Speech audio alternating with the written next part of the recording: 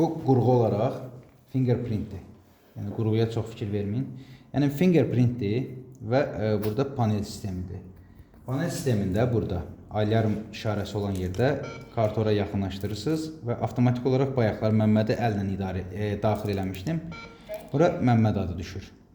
Məsəl üçün ikinci userimiz elə belə əli atmışdım deyə burada bizdə indi ikinci user var. İndi göstərəcəm necə baxıram onlara, sadəcə ümumi göstərirəm. Yox, ikinci user düzgün qeyd olmadığına görə olmadı. Deməli, bunun arxasında əsasən portları var. Şəbəkə portudur və power portudur. Əlavə bu portlar da sizdə məsəl üçün deyək ki, qapı girişləri olur. Hansı ki, kartı vururlar, qapı açılır, içəri girirsiniz. Yəni bu əlavə hər bir belə deyim portlar özünün fərqli funksionallığı var. Və o funksionallıqda adətən kitabçada qeyd olunur ki, məsələn, bunun funksiyası nədir və hansı rəng kabellər baxır ona. Və ona uyğun da yəni, sizə lazım olan funksionallığı quraşdırırsınız. Məsələn, deyək ki, mən bunu belirləm, vururam, siqnalizasiya sönsün sırası. Yəni, onu da bunun vasitəsilə eləmək olur. Və bu təhlükəsizlik siqnalıdır. Yəni, knopkasıdır. Bu save buton, belə deyək də, mənasını verir. Bu əsasən nə üçündür? Onu divara quraşdıranda bu basılır içəri. Və basılır içəri, indi hal-hazırda mən restart verməliyim. Və burada görürsünüz, nida işarəsi var. Həm şəbəkədə olmadığına görə burada qıraqda yaxınlaşdırsan. Burada qıraqda şəbəkə olmadığını göstərir. Və bu nida işarəsi də görsən yanır sönür. Burada. Bu nida işarəsi indi hal-hazırda gərək mən bu knopkanı basan sonra restart verim buna. Restart vermədiyimə görə nida yanır sönür. Bu təhlükəsizlik üçündür. Kimsə gəldi sökdü apardı. Yəni söküb aparmasınlar deyə bu knopka onun üçün nəzərdə tutulur. Bu bölümdə USB port olur. Standart access kontrolların hamısının bölümündə USB port olur. Bu da nə üçündür? Logları, bayaqlar mən demək yüklürsünüz. Məlumatları həm kompüterə yükləmək olur və flash kart atmaq olur. Məsələn, sizdə bundan 2 dənədir. Biri idarənin bu başındadır, biri idarənin o başındadır. Bura flash kartı taxırsınız. Bunun içindəki məlumatları atırsınız flash karta. Gedirsiniz idarənin o bir tərəfinə, ikinci deyək ki, eyni modelə və yaxud fərq yoxdur, ZKT modelinə taxdınız. Oradan flash kartdan məlumatları ona yüklürsünüz. Avtomatik olaraq bunda yazılan bütün məlumatlar onun içində də yazılır. Yəni flash kartdan məlumatları götürdün. Yəni standart prinsipdir belə. Yəni necə ki məlumatları kompüterdən götürüb başqa kompüterə atırsan, həmin prinsipdir. Deməli, menyu M-OK-dir. M və OK-da belə deyək. Menyuya girirsən bura. Burada ümumi göstərir user management. Deməli, necə edeyim ki, hamı rahat görə bilsin. Nəsə, qoyuram belə, sən telefonunu da yuxarıdan tut. User managementdir. User managementin içinə girəndə new user'dır, all user'dır, bir də display style'dır. Display style yəni bizə o qədər ehtiyac yoxdur. O display style bunu dəyişmək üçündür. Bu menyunu. Demək, OK bastım. User management girdim. New user. Əlavə elədim, məsəl üçün. New user 1 olduğuna görə bura avtomatik bizə 2 düşür. Name. Buradan da əlavə eləyə bilərsiniz. Yəni, buradan özü çox yormayın. Deyək ki, keçirdiniz user role. Normal user var və admin var. Məsələn, mən bunun içinə girəm, yazır bura. Normal user, super admin. Əgər super admin seçsəm, bu elə bir ki, həmin adam bunun aparatın admini olur. Yəni, standart işçilər üçün olsa default olaraq normal user gəlir. Və gəldik fingerprint bölməsinə. Burada hal-hazırda 0 göstərir. Fingerprint bölməsini basanda burada barmaqları göstərir. Və ən əsası belə bir dənə müəllim çək. Belə bir məsələ var. Həmişə bir dənə işləyəli, bir də ehtiyat üçündə ikinci həmişə ya bu barmağı götürün. Səbəb odur ki, bütün barmaqlar tez zədələnən barmaqdır. Bir dənə bu barmaqlar ki, bunlar gec zədələnir. Nəsə bir şey götürüb eləyəndə, məsələn, çeçələ barmağını zədələnə bilərsə elə, amma ən gec zədələnən bu barmaqlardır. Məsələn, işçi deyək ki, sol əlini tanıtdırırsa, sağ əl fərqi yoxdur hansı barmağıdır. Sağ əldə bunu tanıtdırır. Yox, sağı tanıtdırırsa, solda bunu tanıtdırır. Yəni, burada özü də gördüyünüz kimi 2 dənə əl göstərir.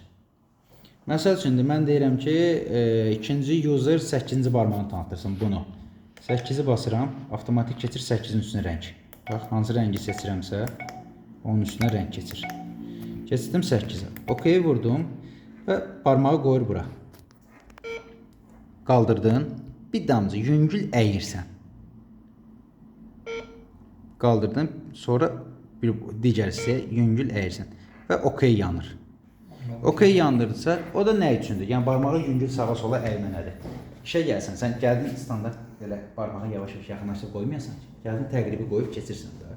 Bu da təqribini tutmaq üçündür. Yəni sənin barmağın bir dənə ortasını götürmüsən də, sağını da. Sən hər dəfə gələndə barmağı belə eləmirsən, birdən gəlsən əyri qoyursan, birdən düz qoyursan. Ona görə 3 dəfə təkrarlanmağını istəyir. Hansı ki belə deyim də, standart Apple-larda necədir? Mobil telefonda kimi də. Yəni eyni prinsipdir. Və tanıtdırdım. Deyək ki, digər badge number, kartı tanıtdırma. Girdim bura. Deyək ki, kart. Bunu tanıtdırmıyız. Çünki bu kart başqa adamın adındadır. İndi mən məsəl üçün keçəndə, yəni kartı bura belə vurdunuz, tanıdı, OK vurdunuz, çıxır çölə. Bu user'ı əlavə etmədi, C ilə də dala qaydırıq. All user'a giririk və burada bizə görürsünüz 2 dənə şey var. User Məmməd, bayaq yaratdığım və user 2. Yəni, halbuki bunun adı yoxdur, yəni bunun adını proqram vasitəsilə yazıb göndərmək olur. Deməli, məsələn, mən deyək ki, ikinci user'im işdən çıxdı mənim. Yenə all user'a girirəm, ikinci user'i seçirəm. Burada edit var və delete var. Edit deyək ki, adam barmağı zədələnibdir, bu barmağı işləmir, o biri barmağını verir. Məsəl üçün də barmağı kəsilib, boğub düşüb, nə olubdur? O birində editə girirsiniz və editdə nəyi dəyişmək istəyirsə və yaxud da adım adi işçi idi, indi admindir. Adı məsəl üçün helpdesk idi, indi olubdur sistem administratorudur. Şəbəkəni bu idarə edir, şəbəkə administratorudur. Bu aparatda o baxır. Normal user'dan keçirsiniz belə deyim də admin, super adminə. Məsəl üçün yox. Bu 2 nömrə işdən çıxıb. Gəldiniz delete, OK. Burada belə bir şey var. Delete user var. Delete fingerprint only. Bu da nəyə bildirir? Ya istəyirsən həmin istifadəçisini sil və yaxud da həmin istifadəçinin barmağını sil sadəcə. User olaraq qalsın burada. Amma o mənası yoxdur. Belə deyək də. Gəlirsiniz bura. Delete user, OK və sizdən təsdiqlənməni istəyir. OK, OK. Burada ikinci user yoxdur. İndi hər ehtimal ola bilər ki, yaxşı görmürsünüz. İndi videona inşallah atanda lap rahat baxa bilərsiniz. Və sonra keçdik. User role. Burada girirsən. User'a məsəl üçün istifadəsi nədir? Nə şeyləri verə bilirsənsə, yəni istifadəçi hüquqlarıdır, belə deyək. Yəni burada adətən heç nəyə dəyişmir. Bunlar standart qalır yerində. Sonra keçirik deməli communication. Bu sağa sola yuxarı aşağı. Keçirdik communication. Burada bayaq sizə dediyim kimidir. Proqramı da qoşanda orada göstərdiğimiz serial port, USB, sonra Ethernet. Burada da həminki şeylərdir. Bax, Ethernet, serial port, PC connection. PC connection hansı ki, bayaq ki, o USB ilə qoşma mənasında verir. Girdim Ethernetə. Burada məsəl üçün mənim şəbəkəm standart 1.201-dir. Düz deyil. Mən girəm bunun içinə və dəyişirəm bunu. Məsəl üçün şəbəkəm 0-landır. Düz deyil. Vuram bunu, üzr istəyirəm. Bunun üstünə gəldim, 0'ı seçdim, OK verdim. Bu oldu 0.201 və düşürəm aşağı. Burada da həminki qayda ilə dəyişdim 0, OK. Seçdim. Əgər DNS-im varsa mənim, DNS adresi yazmaqsa, altda DNS-i də qeyd edirsiniz. Yoxdursa şeydir. Bir də məsəl üçün məndə şəbəkəm sistemdə, idarəmdə, şəbəkədə portlar çoxdur. 4370 məsələn məndə zanitdir. Dəyişirəm, məsəl üçün deyirəm. Girəm bura, 4370'i silirəm. Məsəl üçün yığıram 4512 deyək. OK. Və mənim portum dəyişdi oldu 4512. Onu da proqramda bunu tanıtdıranda 4512 ilə portu tanıtdırmalısan. Yoxsa bunun əlaqəni görmür. Sonra deməli sistemə gəlirik. Burada ümumi date and time var. Date and time'ı manual da düzəldə bilərsiniz. Plus bayaq göstərdiyim kimi proqramın üzərindən də verə bilirsiniz. Synchron time onun vasitəsilə eləyə bilirsiniz. Yəni burada həmin o funksiyalardır. Belə. Deməli, attends. Burada belə deyəcəm. Bax, birincidə diqqətlə baxsaz, bax, burada yazılıb duplikat punch. Diqqətlə baxsaz görəsiniz. Duplikat punch. Barmağıma görə edir, ona görə. Duplikat punch. Duplikat punch nədir? Məsələn, bəzi iş yerlərində bir də görürsünüz ki, işçilər, yəni başımıza gəlir ki, barmağını vurur, fikir qarşılıq kimlənsə söhbət edir, dıq, dalbadal tutur. Hansı ki, bayaqlar mən də kartı vuranda gördünüz, dalbadal vurdu. Duplikat punch seçəndə standart minimum 1 dəqiqədən başlayır. Vurdun, 1 dəqiqədən sonra, 1 dəqiqə ərzində barmağı ikinci dəfə vuranda yazır ki, duplikat punch. İndi gəlin mən sizə belə realda görsədim. Məsələn, açıram bunu. 10 saniyə, 20 saniyə, 30, 40, o biri modelde idi 1 dəqiqə. 10 saniyədən başlayır və seçdim. Çıxıram ana menüyə. Bax. Qəbul elədi və ad da düşüb.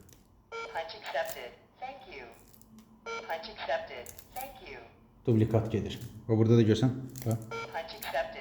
duplikat punch. Yəni eyni qaydada olduğuna görə indi burada məsələn mən qoydum 10 saniyə. 10 saniyə ərzində ikinci dəfə bu adam vura bilmir.